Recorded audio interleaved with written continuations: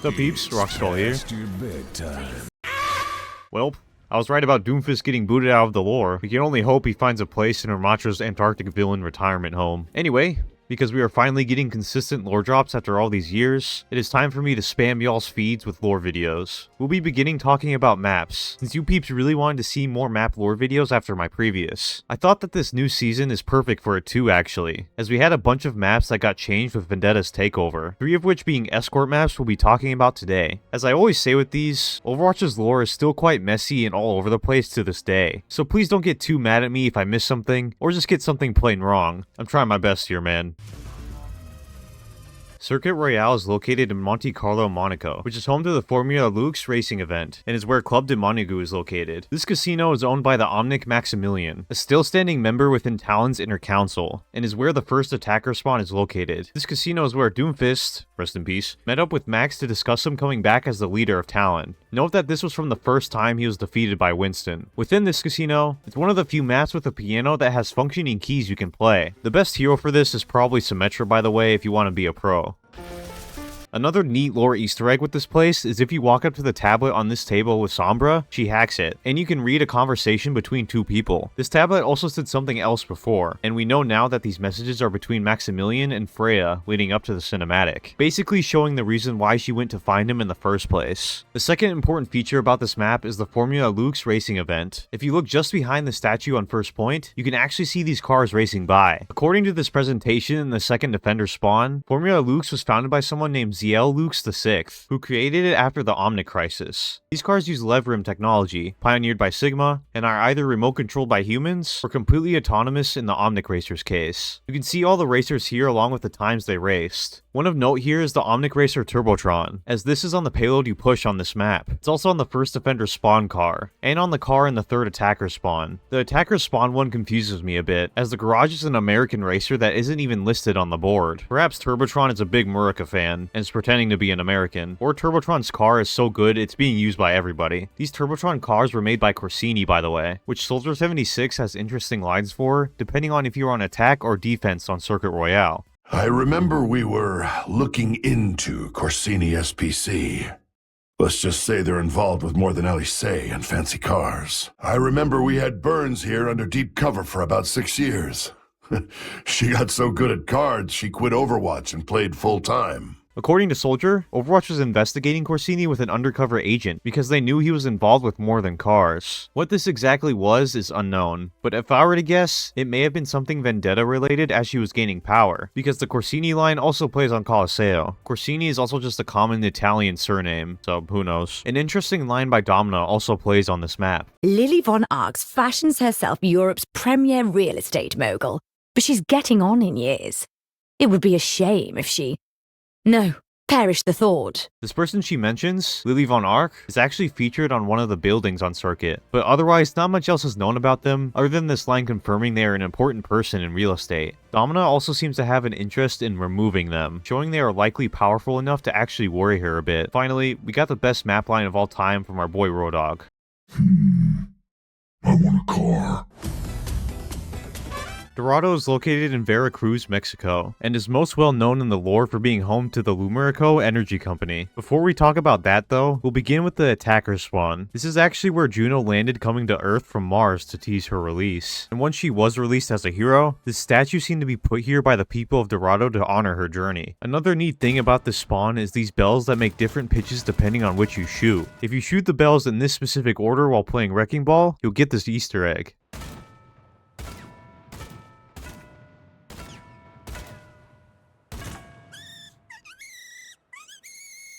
Moving to this first point area, you might have wondered what this whole party section is for. This is called Festival de la Luz, which is an annual celebration of the end of the period of darkness, as locals call it. This was a period during the first Omnic Crisis where much of Mexico's power grid and infrastructure was destroyed due to the war, but luckily, this was restored by the Lumerico Energy Company I touched on earlier. Lumerico promises to provide clean, free energy to the Mexican people using these giant power plants. The one in Dorado was the last one constructed, and is where you play third point. Lumerico was founded by Guillermo Portero, someone who fought during the first Omnic crisis. He was elected president of Mexico soon after, but stepped down from the role, supposedly to focus more on Lumerico. While he was CEO, Sombra hacked their website, and exposed that Portero was using the riches of Mexico to fill his own purse. She also exposed that he bribed government officials and had negotiations with the controversial Vishkar Corporation. This caused outrage within Mexico and made Portero step down as CEO. It didn't seem to last very long, however, as many within the company still believed in him. He was quickly exonerated, and as shown in the Searching comic from a few years back, he still seems to maintain his role as CEO. Another group of note here is Los Muertos, which you can find sprays of on Dorado, and a few other maps like Hollywood. Not a ton is actually known about them, other than Sombra was part of them in her early hacking years, and they seem to be a revolutionary/criminal type of group.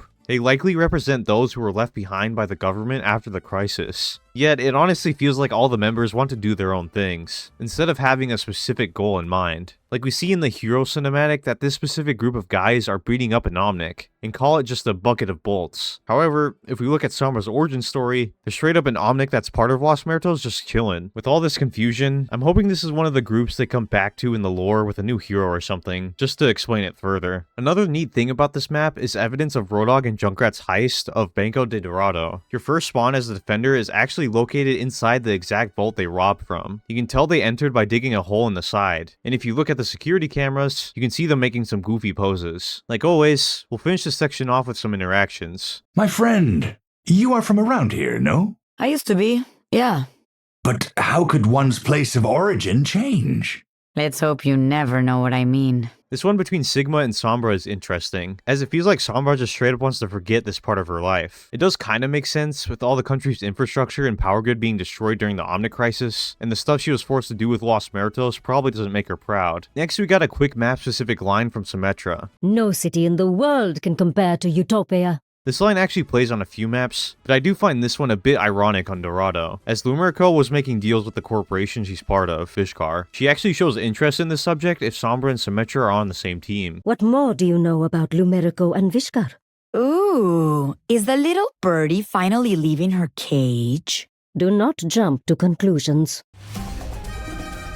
Havana is of course based on the real Havana in Cuba, and is most well known for having the Don Robotico distillery in the lore. Before we talk about that though, I think it's important to mention, this map was where one of the last Archives missions were located. If you don't already know, Archives were short story missions based on past events in the lore that players got to experience about yearly in Overwatch 1. The mission for this map, Storm Rising, was the last one they ever released in 2019. This one featured the heroes Winston, Mercy, Genji, and Tracer. Their mission was to hunt down the previously mentioned Max to locate Doomfist. After a bit of trouble, they do succeed in this mission, which actually leads directly to the events in the super goated Doomfist origin story trailer, where Overwatch captures him. Additionally, we got our first ever tease of Ramatra in this mission, where Doomfist was negotiating with him. We know now that this ended up never working out, however, as their ideals never lined up. Now back to the map itself, the first thing of note is this big banner, and protest signs around the first point. These weren't here when the map first released actually, but instead when it got reworked around Season 13. These signs basically say things like local not global, and improve the quality. To figure out what these signs are referencing, I think it's important to go over the Don Robotico distillery. Around when it was founded, Don Robotico was a simple, well-liked local business that sold barrel-aged rum to the community. This all changed when Talon offered to buy it at a high price, and even though this was initially denied, a conveniently placed arson burned the distillery down. This left the original owners no choice but to sell it. Max then rebuilt the distillery, rebranded it to an Omnic, and then took the brand with a new recipe to international fame. Going back to the signs, the locals are protesting because they miss how things were. The banner is a similar deal. I originally thought this date was going to be a new hero release when it first dropped, but it ended up being nothing it seems. Anyway, the final section of this map is the Havana Sea Fort. This was originally owned by the Cuban government, but just like Don Robotico, it was bought out by Talon, who continues to use it as their own fortress. Something I'm glad the devs put the detail into was changing all the logos on this map to the new Vendetta Talon logo, as it shows they actually care about these details, and it shows Vendetta still has interest in this location. The final defender spawn, you are in this fortress, and it seems they converted it into some sort of hangar, as this is where Max almost got away in a helicopter at the end of the Archives mission.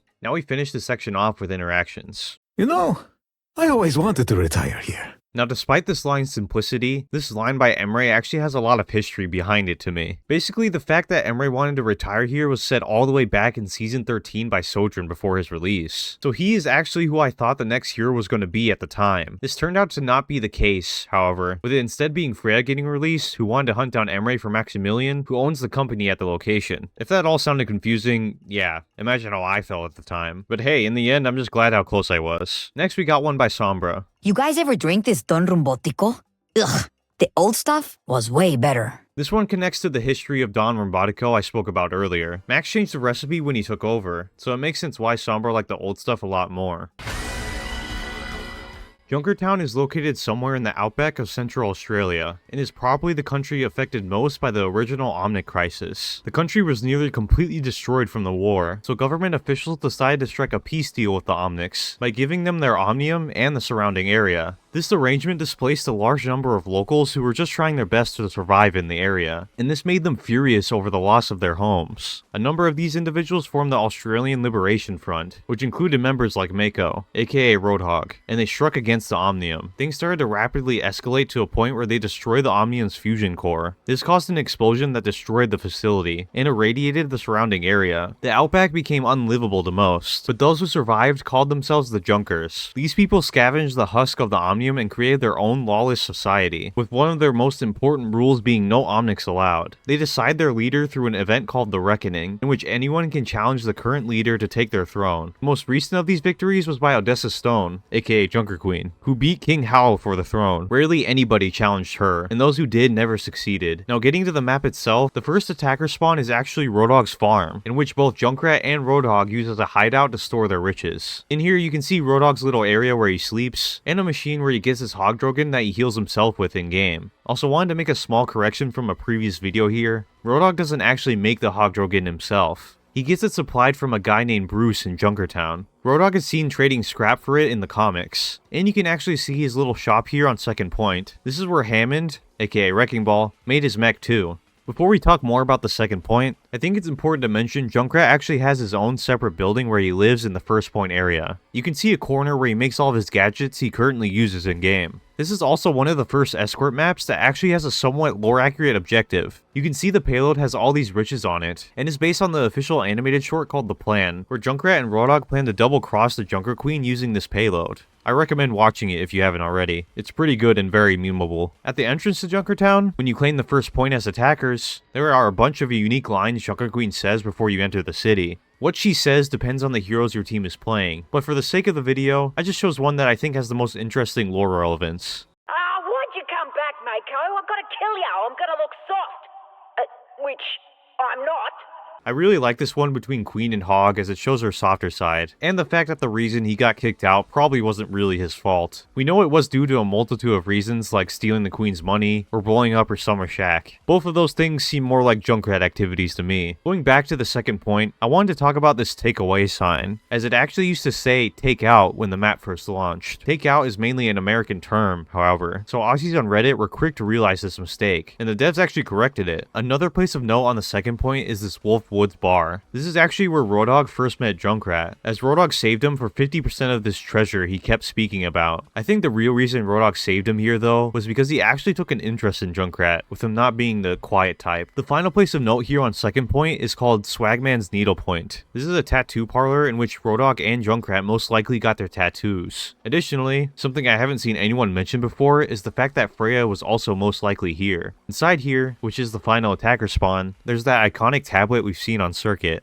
But this one has the bounty information for Machete Betty, which was one of the bounties Freya collected in her animated trailer for Max. If you want even more proof she was here, we also see her bolas and arrows she is known to use. The third point is where the scrapyard is located, in which locals fight in gladiatorial mech battles mainly for entertainment. One of the most persistent winners is Wrecking Ball, who everyone calls the champ in Junkertown. He seems to hold a high position because of his victories, often assisting the Junker Queen on personal matters. He keeps the fact that he is a hamster secret to the public, but Junker Queen knows full well what he is. Luckily for him, she doesn't seem to care at all. Finally, on third point, we have Junker Queen's throne, and her secret treasure stash in the final defender spawn. Now, going to special lines on the map, there aren't many of note besides the Junkertown entrance lines we spoke about, but there are a few. These Junkers do not care for bots. The sentiment is mutual. This one by Arissa is noteworthy to extenuate the fact that the Junkers really hate Omnics after all that happened to Australia, and I'm not sure anything will change that fact for them. I hear they call him the champ here. And to think, he used to sleep inside my pillow. One by Winston is a reference to Wrecking Ball's origins of being one of those experiments on the lunar colony like Winston was, and when they were really good friends, until the whole uprising thing happened. We'll save that discussion for whenever we talk about Horizon Lunar Colony. Oh yeah, I'm teasing you on that 2 map lore videos in a row now. Rialto is located in Venice, Italy, and is where one of the most currently relevant events took place in Overwatch's lore. Because of this fact, the map has gotten recent updates we'll talk about in a bit. To start from the beginning, a Talon operative called Antonio launched an attack on an Overwatch base in Oslo. This caused the Overwatch agent, Gerard, to ask Gabriel, aka Reaper, and Cassidy to assist him in cutting off his resources to shut him down. A wrench got thrown in this plan, however, as someone else, likely associated with Talon, rigged an explosive in the Blackwatch headquarters they were currently in. This injured Gerard, and caused Gabriel to act irrationally despite Jack Morrison's, aka Soldier 76's, objections. He went out to catch Antonio himself with Genji, Moira, and Cassidy. This mission went south quickly, however, as Gabriel realized capturing Antonio likely wouldn't accomplish anything, so he decided on the next best course of action. All these theatrics have been a waste of our time.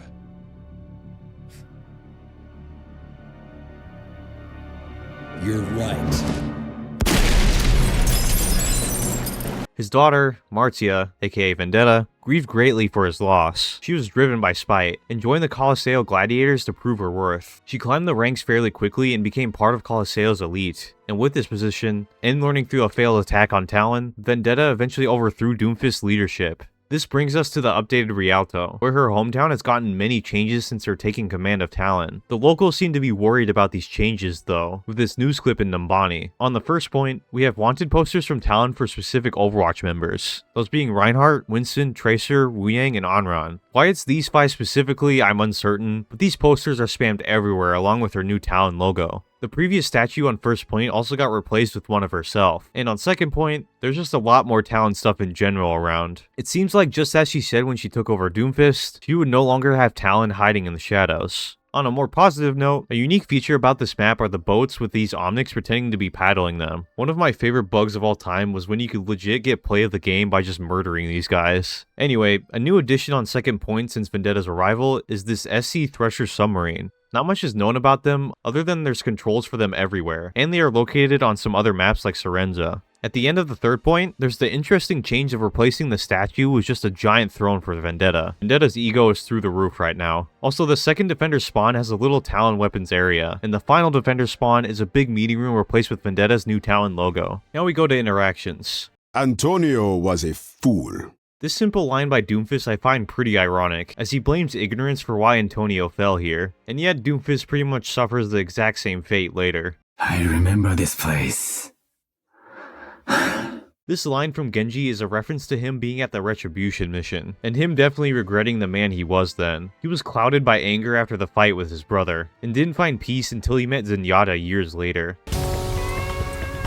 Route 66 takes place in Arizona, United States, and is based on the real-life Route 66 that used to go from California all the way to northern Illinois. Most of the things in this area have gone to disuse, and people tend to prefer looking at this deadlock gorge from the comfort of transcontinental train cars. There is one gang who still calls this place home, however, and that being the Deadlock Rebels. This is a notorious crime group that operates in the American Southwest. It started out with Ash, Cassidy, Ash's Omnic butler Bob, and a hacker named Frankie. But even after Cassidy left for Overwatch, this crime gang grew into something much larger. Starting in the first attacker spawn, you are in the Panorama Diner. This is a diner where we see Cassidy hang out in his animated short, before he interrupts Ash and the Deadlock gang robbing this train. Cassidy retrieved a specific cargo he wanted from it, with this cargo containing Echo. If we look at the payload we push as attackers on this map, it actually has this exact same crate Echo was inside of. But after the animated short release, the crate opened. Additionally, there's wanted posters everywhere within this diner of Cassidy. He's actually got updated to have his Overwatch 2 base skin, which I thought was cool. All the clocks are also set to high noon on this map. I don't think I have to explain that one. Moving to second point, there is a place where Cassidy doesn't have an updated picture, and that's on the dartboard. I'm sure Ash plays this one a lot. The last point features a bunker that seems to be completely controlled by the Deadlock rebels. Not a ton to say about this area, surprisingly, other than the final defender's spawn here is clearly their main chill hideout area. And of course one of the screens here has Hearthstone on it. There's also this weapons area with some crazy hefty weaponry, looking at those missiles. There's another area specifically for propane that interestingly has the Liu Chang Interstellar logo above both entrances. I suppose they are their main supplier of propane, aka they rob the crap out of them. Now getting to interactions, we of course gotta start with the Deadlock leader Ash. This place just ain't the same since that son of a gun ran away with my bike. This line is a reference to the animated short where Cassidy stole her bike to get away. Interestingly though, it seems like Ash may have gotten her bike back on the Power Keg Mine Stadium map. Or this is just a complete mockery of her old bike. I also found this line from Brig pretty interesting. That bridge collapsed from a little explosion? Seems like bad engineering to me. Obviously, this is a poke at her engineering side, but it made me realize that the rail system the Deadlock Gang exploded has just not been fixed still for some reason. You'd think somebody would come and fix it after all this time, as many years have passed since the events of the Reunion animated short. My only two guesses is that the Deadlock Gang is guarding it, which scares most people off, or the devs simply just don't want to change it for map balance reasons. The Shambali Monastery is located on the Himalayan mountains in Nepal, and is where the awakened Omnics found peace with each other. I don't want to repeat myself too much here. It's pretty much everything that needs to be said about the Shambali lore I already spoke about in my previous map control video on Nepal. I recommend watching that video first, but I will still do a short summary for anyone that is new. One of the first sentient Omnics named Aurora made a sacrifice during the Omnic Crisis, and this sacrifice caused Omnics around the world to awaken. They abandoned their pre-programmed lives to form a communal monastery deep in the Himalayas, right in the place where Aurora ascended to a place the Omnics called the Iris. They believed they possessed the essence of a soul like humans, so they sought out to heal the wounds caused by the Omnic Crisis. In terms of location of the map itself, it is said by Ramatra that the monastery is located above the village, but it seems like you can't see any of the Nepal map from this location. It may mean it's just super far down the mountain, or Ramatra meant just the shrine and sanctum locations on the Nepal control map. On the first point of monastery, you can find a village-like area with a bunch of shops. There's Langtang pottery, a tea house, and a repair station specifically made for Omnics. Interestingly, in the repair place, there's what looks like a giant holographic ship. I honestly have no clue why this is here, so you people in the comments might have to help me with this one. My only guess is something Null Sector related perhaps, since we know Ramatra does come back to this location from time to time. In the second attacker spawn area, there's also a surprising amount of anti-Omnic posters everywhere. These ones in Nepali seem to say things like, "It takes human strength to do hard work," and "You are our most valuable resource." There's also a nice poster saying "Welcome your Omnic colleagues," but it is crossed out with spray paint, it looks like. This all makes it seem like the local mining workers were never really happy with the Omnics coming in with their beliefs, but I'm a bit unsure exactly why. Perhaps they simply got in the way of their work, as there are mining tunnels right below the main monastery around second point. Right where third point starts, you can see a statue of the Omnic Aurora. There's also a ton of symbols I've mentioned before in my control video. I don't want to repeat myself, but I did want to make a small correction about this lotus flower symbol. Before I said it was simply something to signify growth, but someone in the comments pointed out this is likely just a reference to Buddhist religion, as it is a common symbol used within it. The Shambali is strongly based on Buddhism, and in Buddhism it typically symbolizes spiritual awakening, which actually makes a lot more sense than simple growth. Not much else to say here, other than right below where the payload ends on the ground, it looks like the Shambali's visual representation of the Iris. The reason I say that is it looks very similar to Zenyatta's ult, and we all know what he says when he casts that. Now we'll get into interactions. One of the most interesting from Sigma. Strange fluctuations emanate through this space. Sigma has this line in Nepal too. But I wanted to mention this line now as I've seen a lot of people recently in my comments, and in the lore community in general, think that Sigma has actually physically spoken to the Iris, mainly due to this line he also has with Zenyatta. How does this Omnic defy gravity? No repulsors are to be detected. I owe my gifts to the Iris. Oh, the Iris, of course. We've met? How fortunate for you. While I think it could be possible due to Sigma perhaps perceiving the world differently to others, I'm not fully sold on it, as this instead seems more like another one of those joke lines poking at his insanity. He has a ton of different ones like this already in game, and it's clear Zenyatta doesn't believe him at all when he says it. From what I gathered, the belief is more along the lines of the iris being a place of being rather than a physical entity to talk to, unless he somehow spoke with Aurora after her death, but I see that as being highly unlikely. To go back on his map line, Echo also has a similar one where she senses energy. I'm sensing a strange energy here. It feels pure. This makes it more likely to me that these strange energies they detect here may be due to the technology they don't fully understand, as we still don't really know how Zenyatta's tech works. Next we got this line from Mizuki that plays on both Nepal and this map. That iris stuff freaks me out. At least the spirits can't follow me here. Can they? This is a reference to his lore where his parents, mainly his father, hammered in the belief that his family is cursed by spirits. His father eventually passed away too, leaving him all alone, and now he believes more than ever that he is cursed. It explains why anything spiritual or religious in nature probably freaks Mizuki out big time. Final kind of fun line from Wu Yang. Shifu keeps saying I should visit Mount Ermei, but this is close enough, right? This one is in reference to the real Mount Ume located in China in real life, and is where, historically, a lot of Buddhist practices and monasteries were built. The Shambali belief in these monasteries are likely based around these, so Wu Yang honestly has a point here of it being close enough.